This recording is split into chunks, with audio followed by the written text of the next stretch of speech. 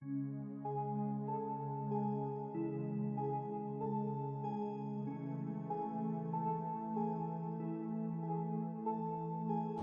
Sungai Rajang di Sarawak adalah merupakan sungai yang terpanjang di Malaysia, Sungai Pahang pula adalah merupakan sungai yang terpanjang di semenanjung Malaysia. Pada zaman dahulu, Sungai Pahang adalah antara sungai yang menjadi tumpuan para pedagang yang datang dari seceruk rantau untuk menjalankan aktiviti perniagaan mereka di pesisir Sungai Pahang. Kerana pada ketika itu, Sungai Pahang merupakan jalan dan laluan utama bagi para pelayar yang menghubungkan mereka ke pelbagai daerah dan kota-kota di negeri Pahang. Namun sungai yang terpanjang di Malaya dan sibuk dengan aktiviti manusia itu juga menjadi habitat bagi ratusan ekor buaya yang mendiami di dasar sungai tersebut.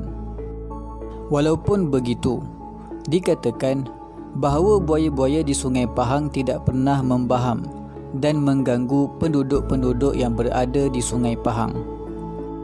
Hal itu terjadi adalah kerana ketinggian ilmu seorang pawang di Pahang yang dikatakan pernah bertarung dan membuat perjanjian dengan buaya-buaya di Sungai Pahang. Pawang yang dimaksudkan itu adalah Pawang Kadir, atau nama sebenarnya Abdul Kadir bin Haji Awang, seorang tua yang alim yang berasal dari Kampung Guai, Temerloh, Pahang.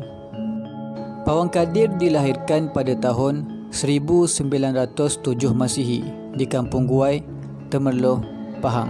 Beliau merupakan salah seorang pawang di Raja Negeri Pahang ketika zaman Sultan Abu Bakar Riayatuddin Al-Muazzam Shah. Memetik laporan Kosmo yang bertarikh pada 10 Januari tahun 2021 diceritakan oleh seorang nelayan di Sungai Pahang yang dikenali sebagai Pak Mat. Pada sekitar tahun 1930-an, pernah terjadi satu peristiwa di mana seorang masyarakat asli lelaki di daerah Pekan telah dibaham oleh seekor buaya. Walau bagaimanapun, lelaki asli tersebut berjaya melepaskan diri, namun beliau cedera parah.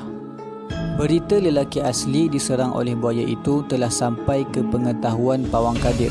Kemudian Pawang Kadir pergi menemui lelaki asli tersebut dan beliau mengubatinya. Dikatakan lagi bahawa Pawang Kadir bukan sahaja mengubati lelaki tersebut, tetapi beliau juga bertanyakan mengenai ciri-ciri buaya yang menyerangnya. Kemudian Pawang Kadir segera pergi ke lokasi lelaki tersebut diserang.